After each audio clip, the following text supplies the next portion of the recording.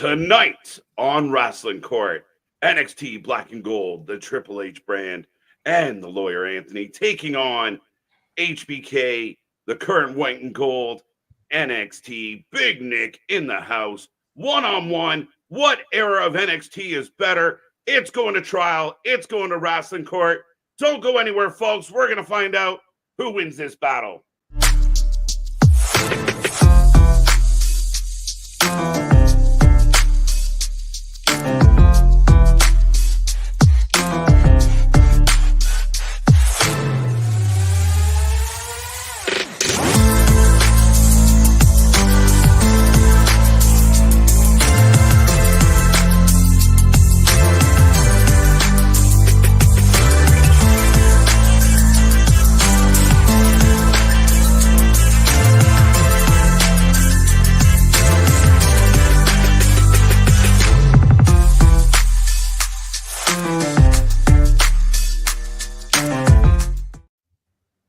Ladies and gentlemen, welcome to Wrestling Court. Court is now in session. The Honorable Judge KJ White. I get to call myself honorable. But we have NXT Black and Gold against NXT HBK tonight. Anthony, how you doing, sir? I'm doing good. Ready to prove that NXT Black and Gold is forever. Big Nick, are you ready to go, sir? I was going to say, much like the gentleman above me, it seems like we're cooking up something good over here. It smells like we're cooking up a W over here. All right. Nick's going to try and super kick a win tonight. Anthony's got the game in his pocket, so we will find out. Folks, get in that chat. Don't be quiet. Don't be shy. If this is your first time involved with Wrestling Court, well, this is how it works. Both sides are going to plead their case. The chat gets to be the witnesses, so give us your 2 cents. Give us your opinion. The judge or the lawyers will call on you, and at the end of it all, we will make you the jury. So we want to know what you're thinking. You decide what's going to happen. Quick reminder before we kick off court tonight, there will be our predictions for Clash at the Castle directly after this one. So we're going to take a little break, and then we'll come back with that. So don't go anywhere. Be a part of that as well. It's going to be a fun one. But with all that being said, like I said, court is in session. I don't know if we want to toss a coin or not, but in honor of starting with the old and then following with the new, Anthony, you get your opening statements. What do you got? Okay, here we go with the opening statement. NXT Black and Gold was the pivotal point that pro wrestling needed. Throughout its early years, Black and Gold revolutionized women's wrestling, put great tag team wrestling on the map, and gave us an alternative for the main rosters, Raw and SmackDown. Fans tuned in each week for explosive and competitive wrestling and wild storylines. From about 2012 to 2019, NXT was the place to be in professional wrestling. Today, I will share and prove why this is factual information. That's it. Well said, sir. Well said. Thank you. Thank you. Big Nick, the floor is yours. I got nothing that well written down, but here we go. We all know that NXT Black and Gold paved the way, started all of this and everything like that. But I aim to show that where NXT White and Gold right now under Chef Sean is surpassed where Black and Gold was at the same time when they were there. We're doing more with actual homegrown talent instead of super indies talent. And I think ultimately that it is going to end up, when all is said and done, provide more WWE superstars than Black and Gold has done. All right. Short, sweet, to the point. All right, folks. Like I said, get in that chat. You get to be the witnesses. I see everyone chiming in. And remember, I will remind the jury, this is based on the case that is presented by the lawyers, not your sentimentality and what you felt coming into it. So we trust that we have a non-biased jury tonight. But we will start with Mr. Anthony, your first bit of evidence on this one tonight. I guess we should start off real big. Let's bring up the Four Horsewomen. Ooh. So the Four Horsewomen Mercedes Moné, Sasha Banks, Becky Lynch, Charlotte, and Bailey. This was a time, if you were dying for women's wrestling in WWE to be better than where it was in the main roster, this is where you needed to be. You had explosive matches with Charlotte and Sasha Banks. You had great matches with Bailey and Sasha Banks at NXT TakeOver Brooklyn. Becky Lynch tried to make a little bit of a name for herself in that time as well. Didn't get quite over like the other three in the Four Horsewomen at that time, but all four of these ladies tried their best to push the envelope of professional wrestling during their time in NXT. And I feel like if you talk about NXT Black and Gold, the biggest thing, or the second biggest thing, but I'm going to call it the biggest thing that came out of NXT Black and Gold was the Four Horsewomen and the change in women's wrestling in WWE. I'll give you credit that they paved the way and everything like that, but I think 100% we have proceeded to expound upon that with now we have the new North American title that just happened. We've talked about how they could do a whole pay-per-view that's all women's matches, how sometimes, most of the time, they're main eventing the pay-per-views and everything. We have the NXT women's tag team title that I believe started initially in NXT before they did it on the main roster. So again, yes, I will admit that the Four Horsewomen very much set up the blueprint, but we've pretty much, expounded upon it and continued to grow it at, I think, even a higher level. I just want to point out the evidence proves that Sasha Banks even then was standoffish. Just saying. Very valid. Just saying. But any rebuttal to that, Mr. Anthony? So I can definitely agree there that with the new regime of NXT, they have really expanded what women's wrestling is. Totally fair point there. I feel like, and this goes with any era of professional wrestling, I feel like if we didn't have these four to till the ground a little bit, if we didn't have these four to kind of move the envelope and push for longer times and push for better storylines for the women, that in this current era of Shawn Michaels and a white and gold NXT, I don't think we would have that. Valid, and I do, like I said, I do believe that that is a point. Although it is interesting of how one of those Four Horsewomen is no longer with the company. By the way, we're just gonna still mention that as well. That might be a trend of a lot of people that have come out of NXT Black and Gold, but we can talk about that later. One argument at a time, sir. Right. Right. Well, I didn't know if counsel was done or if we had another piece of evidence or anything. Oh no, that. Well, go ahead. One of the witnesses is asking, what about China? Did she not pave the way, or was this a level up? Oh, that's a good question. I wasn't prepared for China today. Nobody was. No one's ever prepared for China. Right. I would say you can even say women like Trish Stratus with Street Fights and Mickie James and Victoria and China.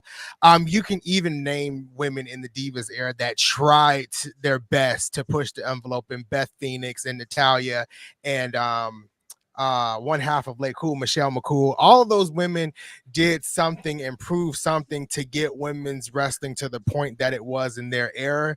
But if we're strictly talking about NXT, it was the Four Horsewomen that gave the women, that pushed it for the women to have time, to the point where when the Divas were wrestling on Monday Night Raw and Friday Night SmackDown, they were getting less and less time, which pushed the Give Divas a Chance era. So it was NXT and their women's division that actually pushed the main roster to try something different.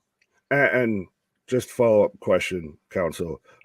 So you would say, though, that like the Four Horsemen and everything are better than China, even though that they wouldn't be there if it wasn't for China, etc. Example. Not saying that they're better than China. I think China was held back in her time for doing what she wanted to do. I feel like a lot of the women in the past were held back because of what they were told that they couldn't do. And I just believe these four women were more out.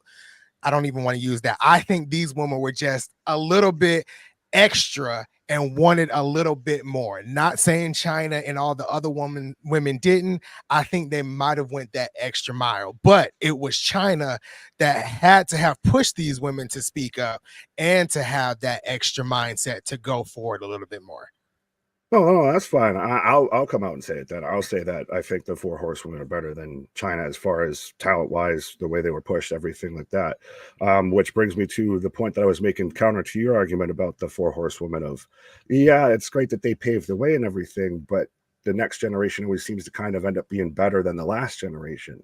So I think that's point proven with what I was talking about with White and Gold. If it still seems like this generation's already starting to surpass, or thanks to the path that the Four Horsewomen paved, that now women's wrestling, especially in WWE, is at a much better level than it's ever been at.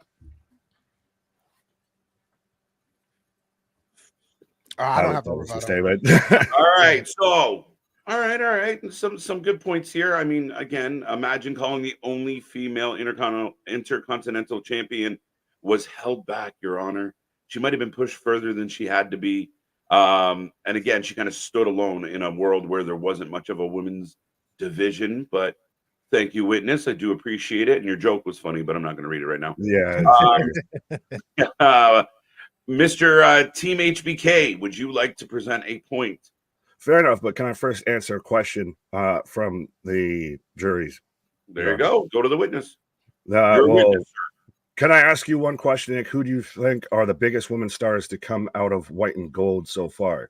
So I'll segue this into my second piece of evidence, Your Honor. Stacking. I'm waiting for it to be pulled up. You have to be specific, sir. Okay. I can't read your mind. I am the judge. Fair enough. I will pull it up then, Your Honor. All right. That one. Okay. That one. The other one.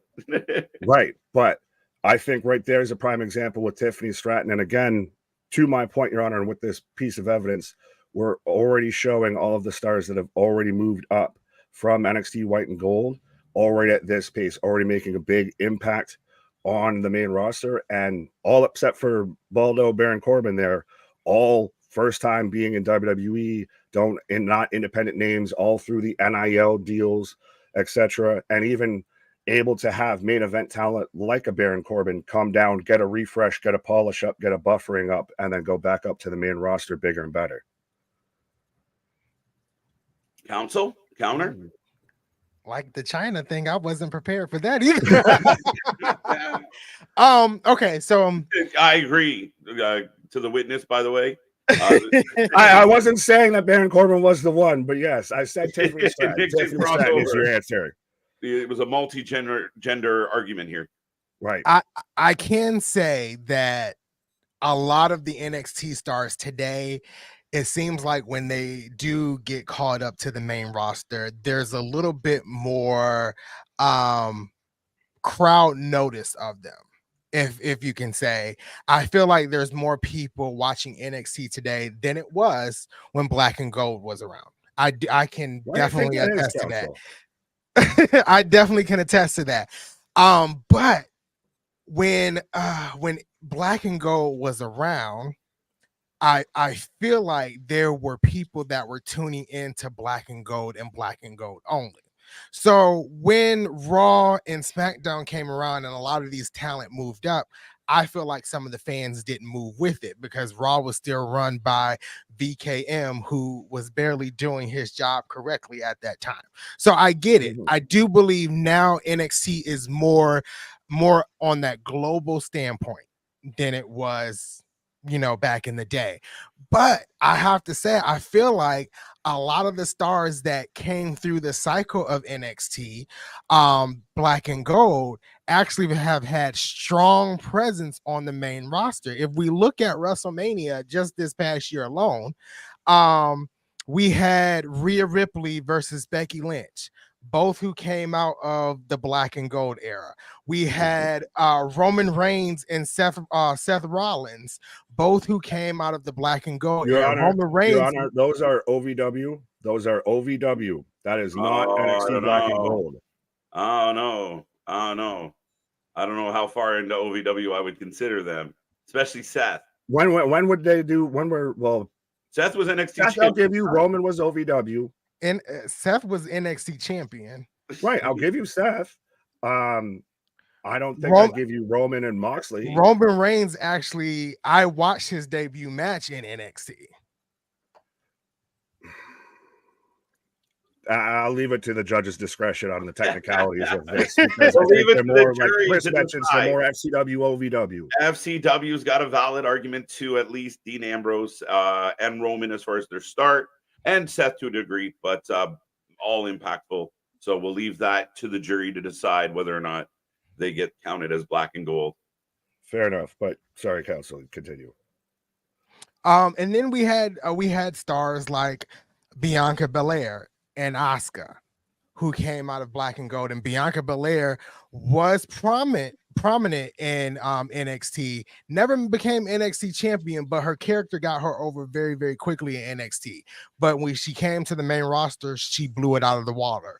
Asuka had the longest, reigning women's championship reign in NXT history, dominating everybody that she came across, even to the point where at that time Mickie James was not signed with the WWE, but they got Mickie James to come over and fight Asuka at an NXT takeover, and Mickie James fell victim to Asuka. You had incredible matches with Asuka in her run, and then she transitioned to the main roster a little bit timely, but she transitioned to the main roster. Yeah. Not so good, but after she came out of her feud with Charlotte Flair, I feel like she had a decent run and on the main roster as well. And she's had pivotal matches at WrestleMania, not one by Asuka, but she's had some pivotal matches. I believe a lot of great names have came out of that era of NXT that are now headlining some of WWE's biggest pay-per-views of the year.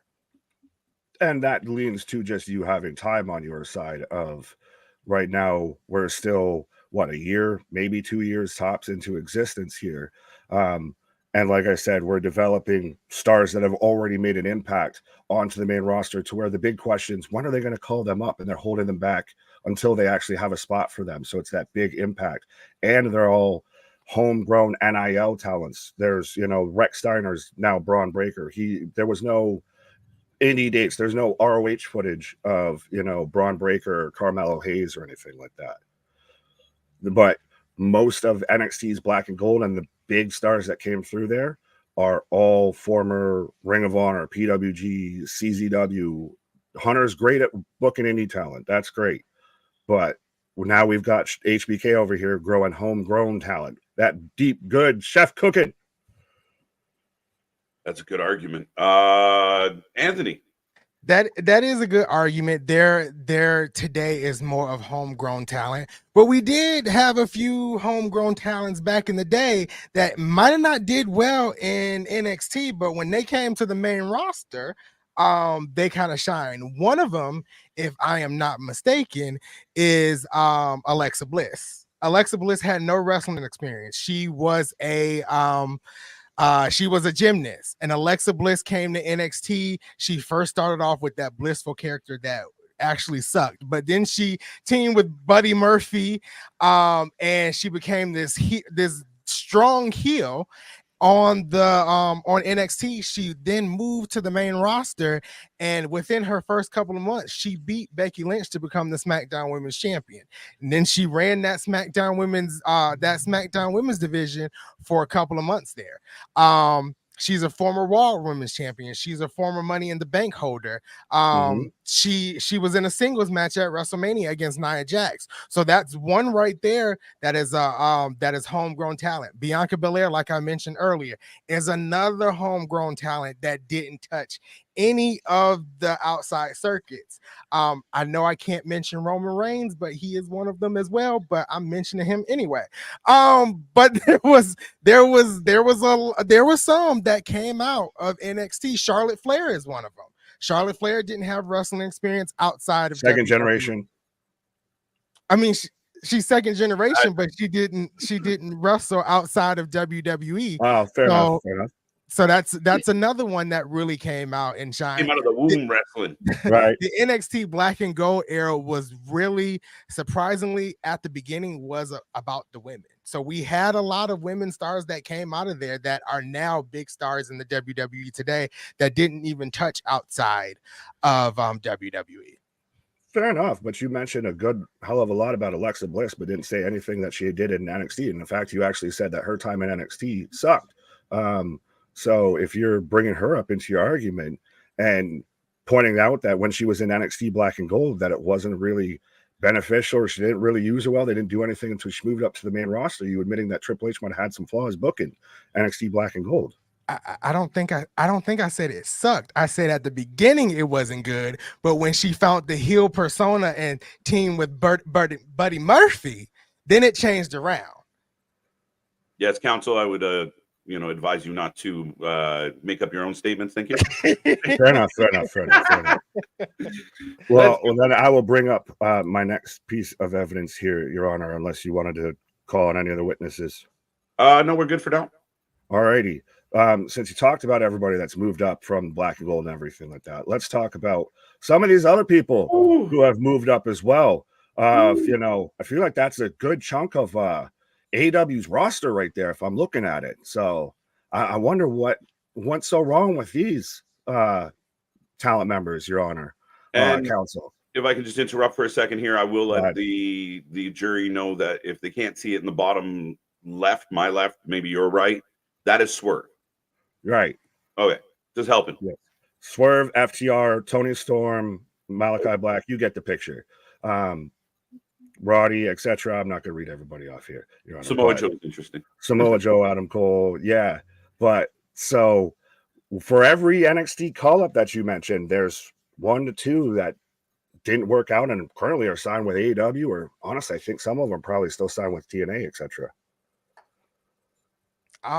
Well, I guess my argument there would be if we're talking about NXT Black and Gold versus NXT White and Gold, a lot of those guys and gals actually succeeded in Black and Gold. Mm-hmm. On the main roster, that's a different story. So if we're arguing better booking, I would give it to Triple H. And then half of those guys that are now in AEW, I don't remember the last time I've seen Keith Lee. Adam Cole was on crutches for 72 months. Your Honor, I'm not having to defend AEW's use of this talent. That's beyond my jurisdiction here.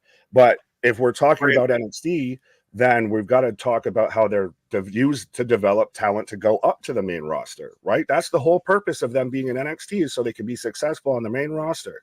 So that's a prime example, a prime list of talent that NXT Black and Gold didn't get ready to go up to the main roster. They had a good run in NXT and then failed and fell flat on their face on the main roster. I guess my question would be, and the one person I'm going to pick from that picture is Adam Cole. Adam Cole never actually went to the main roster. He ended his career in NXT. And I think that was by choice. I mean, he could have managed Keith Lee. Keith Lee went to the main roster. Malachi went to the main roster. Everybody except for Adam Cole, I guess, went to the main roster. And that's still a fraction of the people that have gone through NXT Black and Gold that were failures on the main roster. Now, I will advise the jury and counsel, Mr. Nick, fair enough, but you can't hold Anthony and his client accountable for the main roster dropping the ball with said people. Is it not, though, preparing them to be in that situation? That's a good argument, sir. That was the crux of my argument, is that they failed to prepare them for that situation.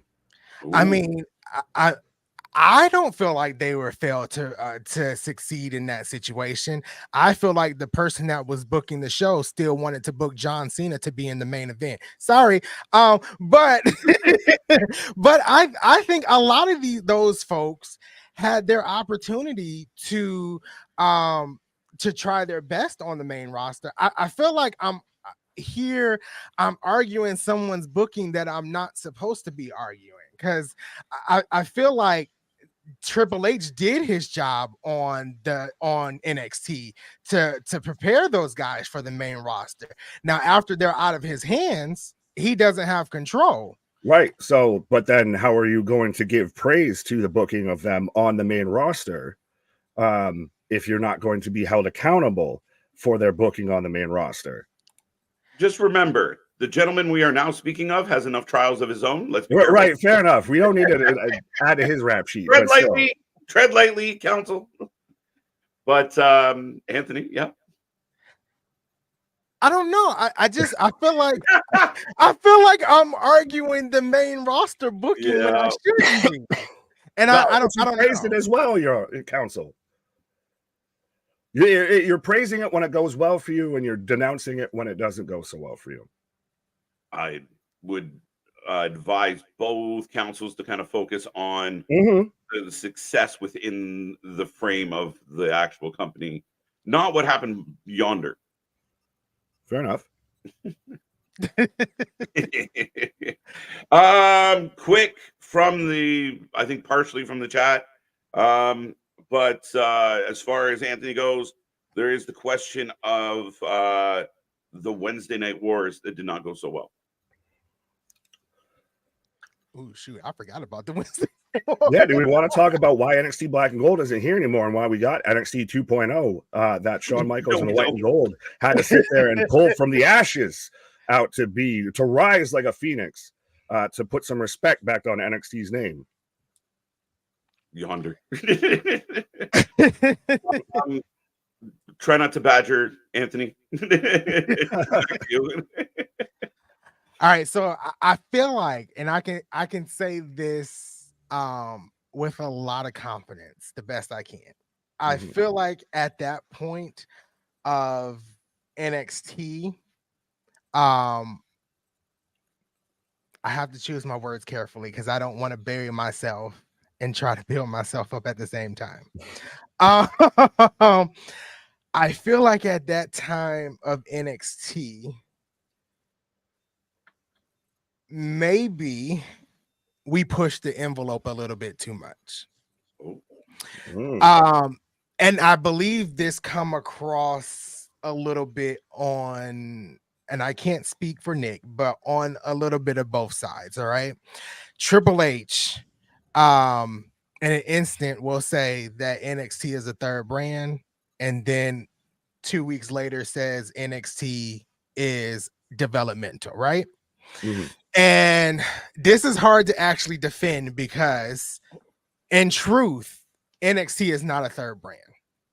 NXT is a brand, but it's not a third brand to the main roster because we are still, even in Shawn Michaels' era, are having call-ups. If it was a third brand, it wouldn't be any call-ups, right?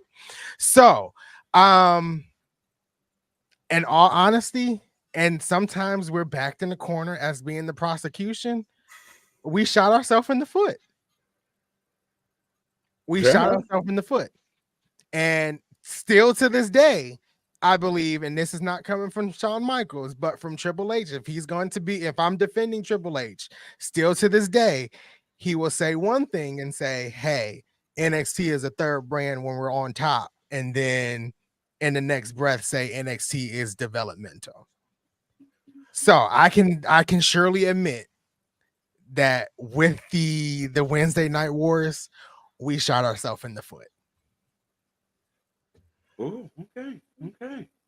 Valid. I mean, I will concede to counsel that we've even publicly said on stream, I know I have for a fact, of how NXT has constantly had to tiptoe the line of being a developmental and a third brand. So I will concede that point here.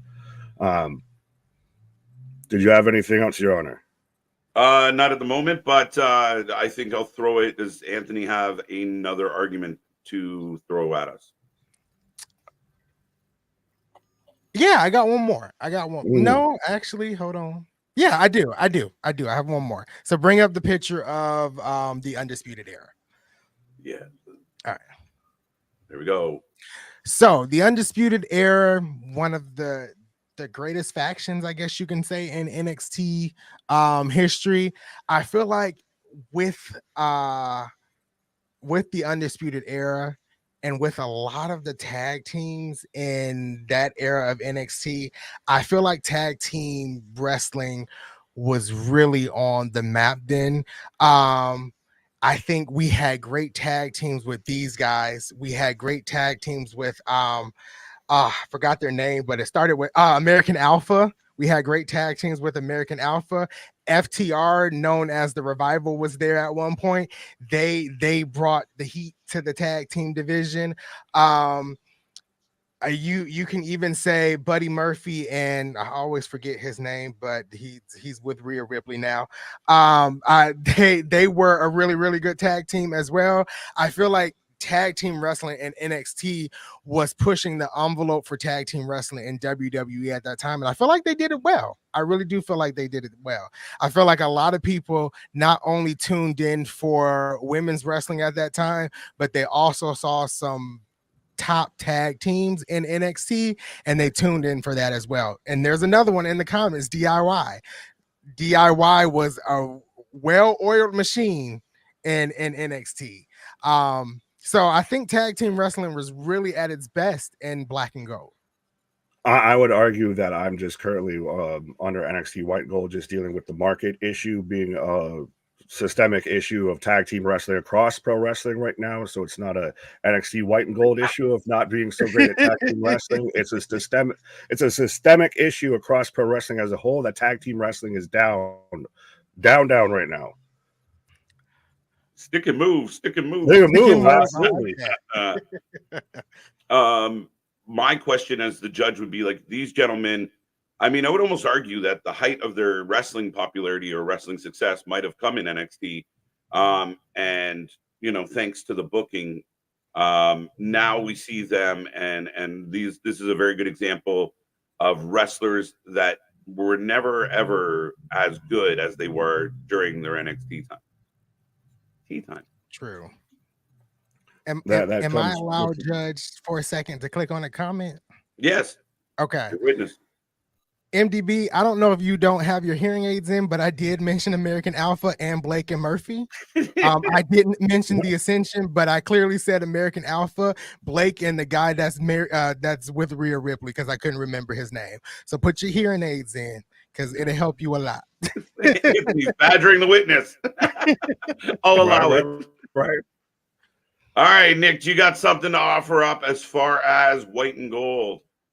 I will go to my final argument, Your Honor, here of we've got NXT, TNA, and the All Elite reunion and everything. So we're already doing big things out here in NXT White and Gold. So where we've already got the working partnership with TNA, that's putting us on the map like a motherfucker.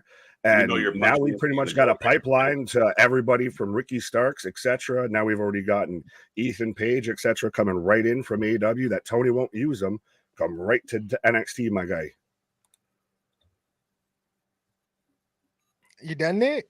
Yeah, I'm done. Go ahead. Okay, so I feel like earlier we talked about people from ROH and other companies showing up in NXT.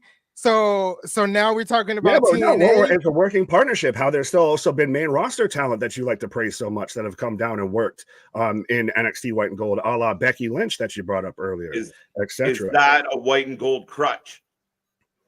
I think it's a beneficial sign there that they need to come down. Like I mentioned, Baron Corbin came down, got a little refresher, knocked the fucking rust off of him. That's concerning for me, sir. Who's a what? They need to come down from the main roster to elevate. I think they need to come down from the main roster to elevate themselves, not to elevate us, Your Honor. Okay. I missed the point. I'm saying it's a working partnership between TNA and NXT right now, to where we're having, we're talking about the potential of a Worlds Collide type pay-per-view between TNA and NXT White and Gold. I don't recall anything exactly happening like that with NXT Black and Gold. We had, more of NXT fighting the main roster. We had NXT, fighting NXT UK, etc. I guess my question back to you is, isn't Jordan Grace outside talent? Because you mentioned how outside talent was building up the Black and Gold brand. So I feel Not like signed. Jordan Grace. Not signed. I feel like Jordan Grace is helping build up the NXT brand because people from TNA wasn't tuning in to NXT to see their wrestlers. They tuned in for Jordan Grace. So an outside talent is putting white and gold on the map. I feel like then Shawn Michaels is not doing his job. It's this thing called a partnership where the same people that are watching NXT tune into TNA as well and help scratch their back as well. That's the thing is I'm talking about outside talent that it's a working partnership. You're talking about outside talent that was signed as mercenaries. True. Mercenaries or employees. I think that's a bit of same difference. Same difference. Same difference. All right. True, but I feel like if we're using the Jordan Grace thing as a helping NXT, to me that's outside talent regardless. That's outside talent helping NXT. Black and Gold didn't need outside talent to help NXT. NXT was booming on its own. Your initial statement was about the whole arguing of signing outside talent to build it up. I feel like we were going in a circle right now with this a little bit, Council. You're a little dancing around each other a little bit. So let me streamline this with a couple things. I asked Anthony a question. Big Nick, as far as NXT White and Gold goes, there is a big glaring thing that I think you have to answer for. If it's Ava Rain's navel, I'm gonna punch you. I'm gonna jump across this fucking pedestal. Ava Rain. I swear to God, I'm gonna be like that meme of the guy just bumping attacking the judge. You're about to see me disappear and show up in Toronto real fucking quick. Right. You're about to turn into Joe Pesci quick. Right. It was Ava Rain. I mean, Black and Gold had Regal. Now you guys have Ava Rain. That seems to be a bit of a drop off. Yeah, right, but who's to say that William Regal is still not involved? He's just not on screen and everything like that.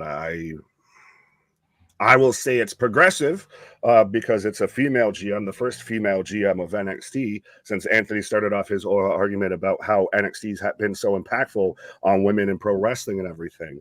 And now we have a female GM that's the head of NXT, and HBK just got to sit that back there and just be cooking it up. I mean, maybe she's only the female NXT general manager because she can't do it in the ring like the Four Horsemen could. And Asuka. It's still progressive. It's still progressive. It's definitely progressive. So is her fucking shirt. It's progressive. Her stomach to her neck. That's aggressive. That's aggressive. For both counselors, match quality between the two. Where's that stand? Ooh. I imagine you both disagree with each other, so yeah. Go. I think NXT Black and Gold has very much a style that when it hits, and when it don't. And I'll leave it at that. I think when it comes to Black and Gold, I think there was a more consistency with banger matches, especially at one of the takeover events. Each takeover event, I believe, built upon the last one. So speaking of NXT TakeOver Brooklyn, we had Sasha Banks and Bayley, and probably one of the biggest women's matches of all time, the best women's matches of all time. We had that. The next pay-per-view, the next TakeOver event, they actually main evented. We had great tag team matches with DIY and members of the Undisputed Era. Even some of the main events involving Finn Balor and Kevin Owens and Sami Zayn, just to name a few, they were excellent. And I feel like every time you came out of an NXT takeover, you were looking forward to the next one, because at that time NXT in the early stages of its development was recorded. It was pre-recorded, so you were looking for that next live event for them to push the envelope from the last one. This might be a bold statement, but I will present it. We've got so many banger matches, Your Honor, that we had to put up NXT Level Up just to have more room for banger matches.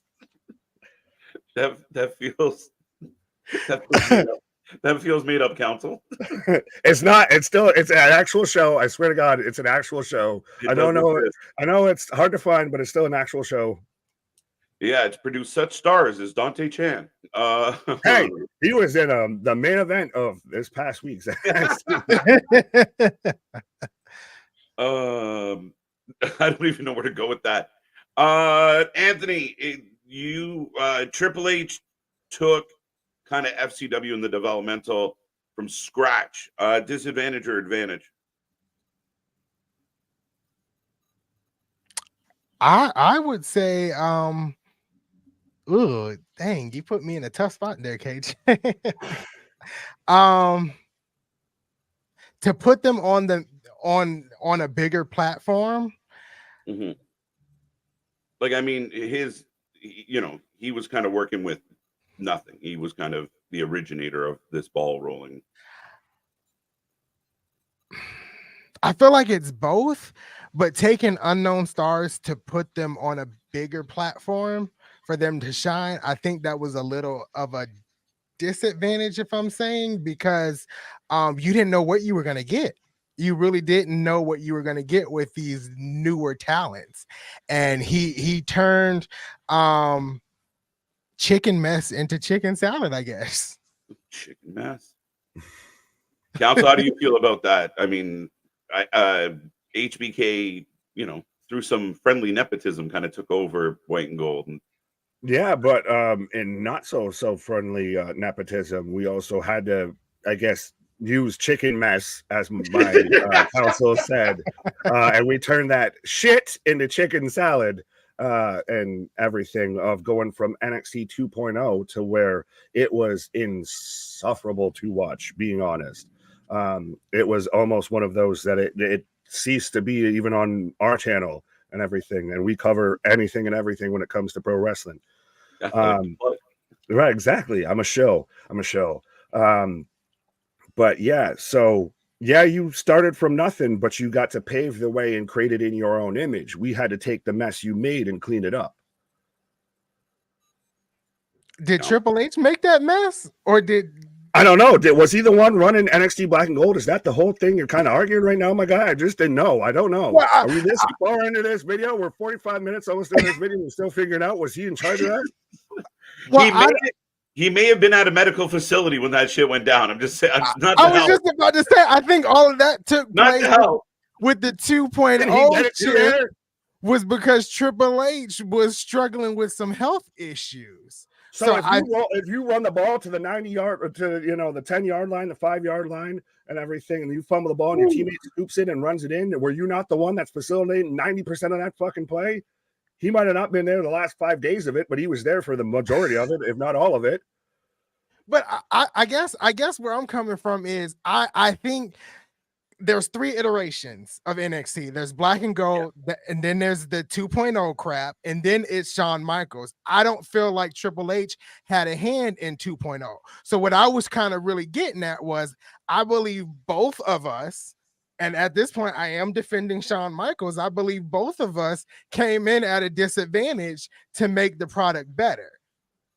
And in Sean's defense, he's also dealing with medical issues on a weekly basis. He can't figure out who's going where. He doesn't know. He's looking. That's why he's so good, Your Honor. Is he's booking both weeks at the same time. He's writing on one sheet and writing on another sheet at the same time. Right. TK might have the horizontal versus vertical. HBK has 2 sheets. Let's go. He's got the chameleon eyes. He's got all the peripherals. Right. 2 sheets. One. Don't block me, Sean. All right, let's go to the witnesses before we get some closing statements. I think both of you guys have made valid arguments on both sides. Wait, I thought Level Up and DIY were house flipping shows. That doesn't really help anyone's case, but good point. DIY versus the Revival, NXT TakeOver Toronto 2, 2 out of 3 falls, best match in NXT.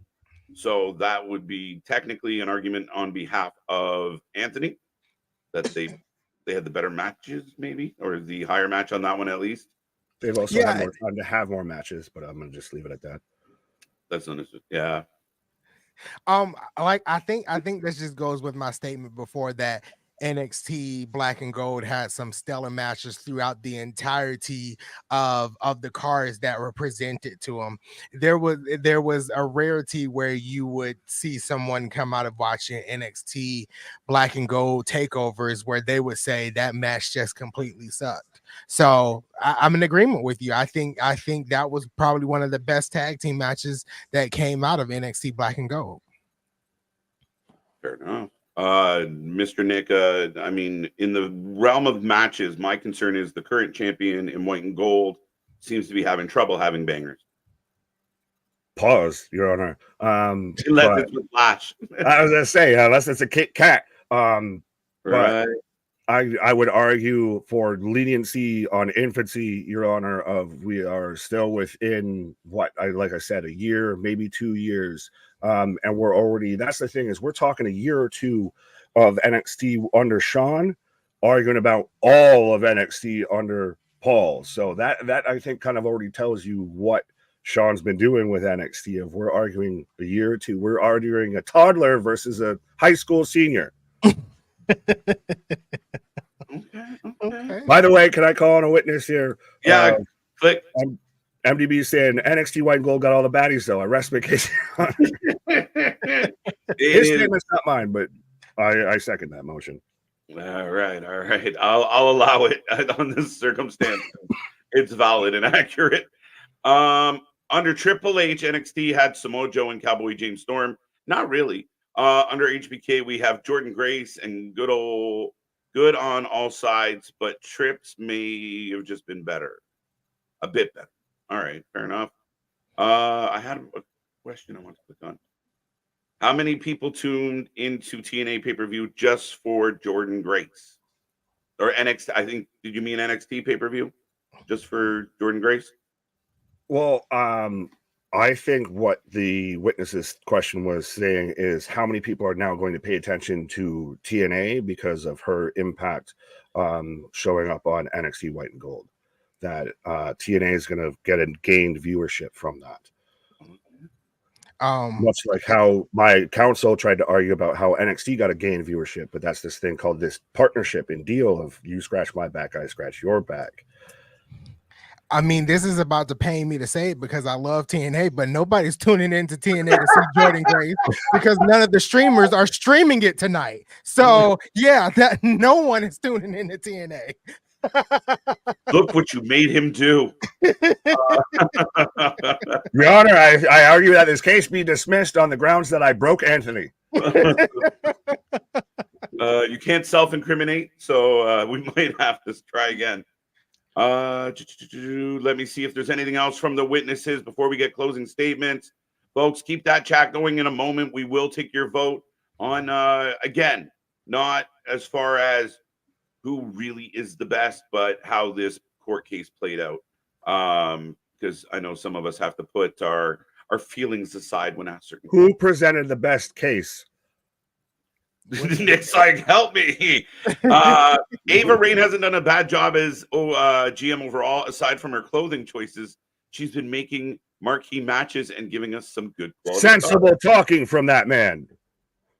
Do you have any objection to complimenting Ava Rain and the job she's doing, Anthony? I hate MDB. That's my objection. I hate Ava Rain. I was like, yes, winner. It's not a crutch at all because that's what we wanted more during the Black and Gold. So that's a definite plus. So that's talking about is current White and Gold using the main roster as a crutch because they're not generating enough interest on their own. So they keep bringing in main roster talent to build, as a crutch to lean on. Lean on me when you're not strong. Because they need to get booked better. That's why they're coming down. Right. All right. Well, with all that being said, I think that there was one from, I think, Big Dog, but I can't find it. So we'll just assume it was a good point. Okay, wait, the last one, and then we'll go to closing statements. One way to tell which NXT is better, look at the GMs. Who's the better GM, Ava Rain or William Regal? Remember, Asuka came from Triple H's NXT as well as Shinsuke Nakamura. Congratulations. They did well with 2 already established Japanese stars. Congratulations, you didn't fuck up the bag. What do you need a pat on the back for that? Like, if we're arguing about GMs and everything like that, I mean, that's the we've already discussed that whole topic. I mean, we can rehash that if we'd like, but right. But as far as talking about Oscar, and again, I'll say this, I'll segue this into my closing statements, Your Honor, unless you have. All right, just go. Fine. Of that, if we're going to talk future. about how we've had all of these, talent that came under the Black and Gold era, congratulations, you didn't fuck up the bag. Congratulations, you didn't fuck up the bag. If these are already established talent, Can we mess up the bag a little? Who's what? So can we mess up the bag a little? Do we have to shag it? Fine, we didn't mess up the bag. And messed up the bag. You made a chicken mess of it and everything. But I think I have definitively proven of that.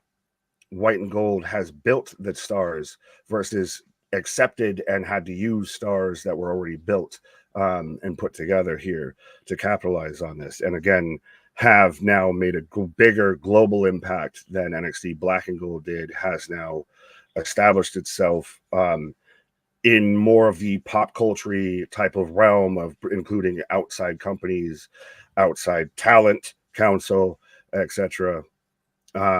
So I think unequivocally, just let Chef Sean cook. Just let Chef HBK cook, because the man's cooking up some good sugar honey iced tea over there. Anthony, the floor is yours, sir. All right. I feel like today I proved that NXT Black and Gold was the best of both worlds. We might have had some outside talent that shined in other companies, but we also have some homegrown talent as well that stepped up to the rise and became bigger stars once they moved to the main roster and actually on NXT as well. So I do feel like I proved that today that out of Black and Gold, we had some wrestlers that already had a stepping stone into wrestling, that already had a background, and we had some wrestlers that didn't have any type of background and still proved themselves to be a workhorse in the WWE inside of NXT and on the main roster.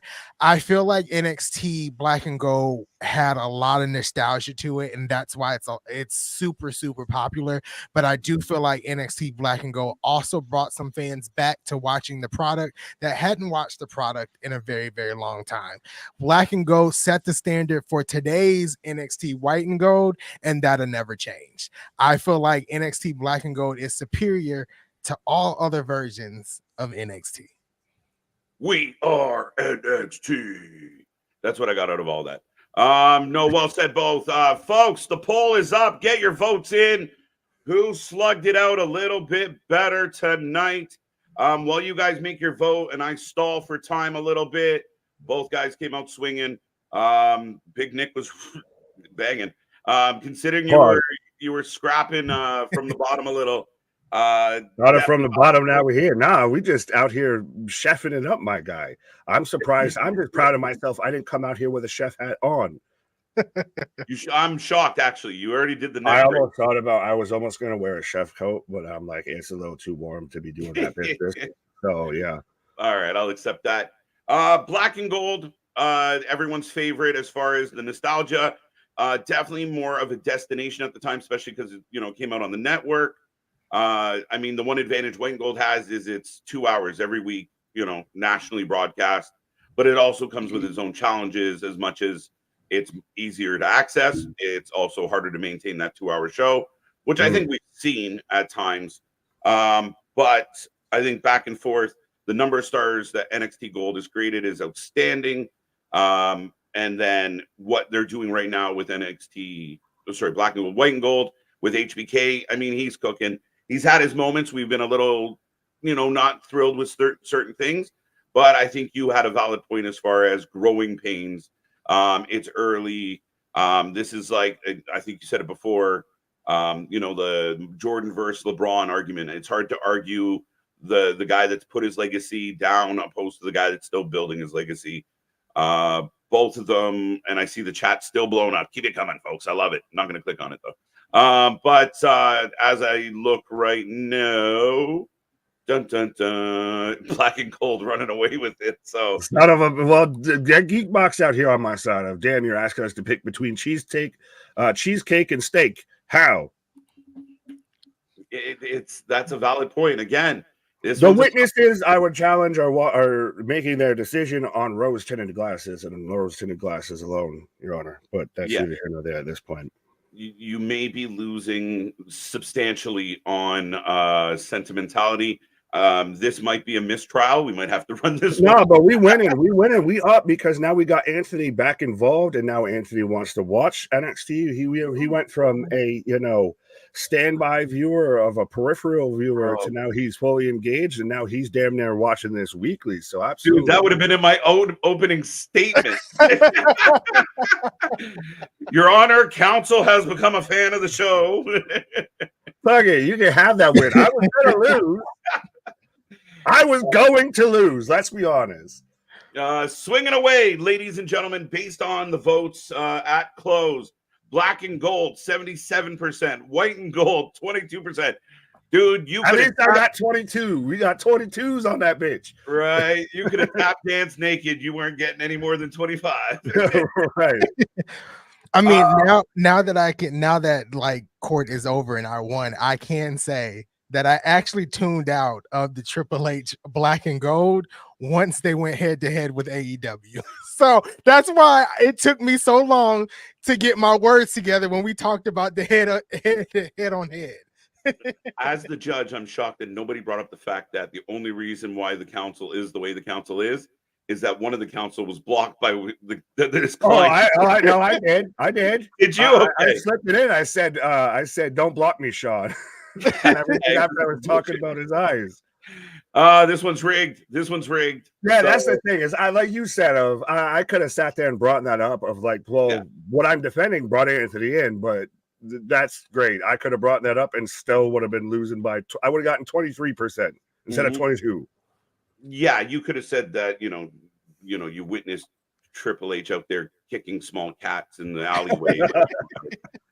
Ladies and gentlemen, the vote is in. The winner of this battle is Black and Gold, Triple H.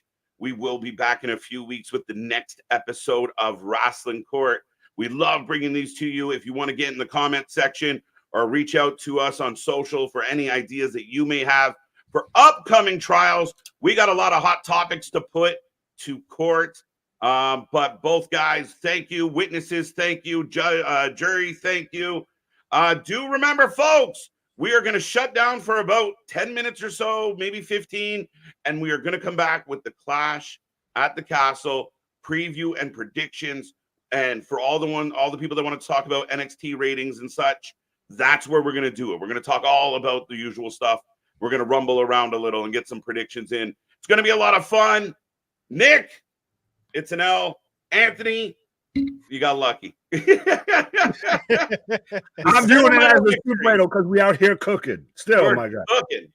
But ladies and gentlemen, until next time, which is in about 10 minutes, see you on the flip side. Court is adjourned.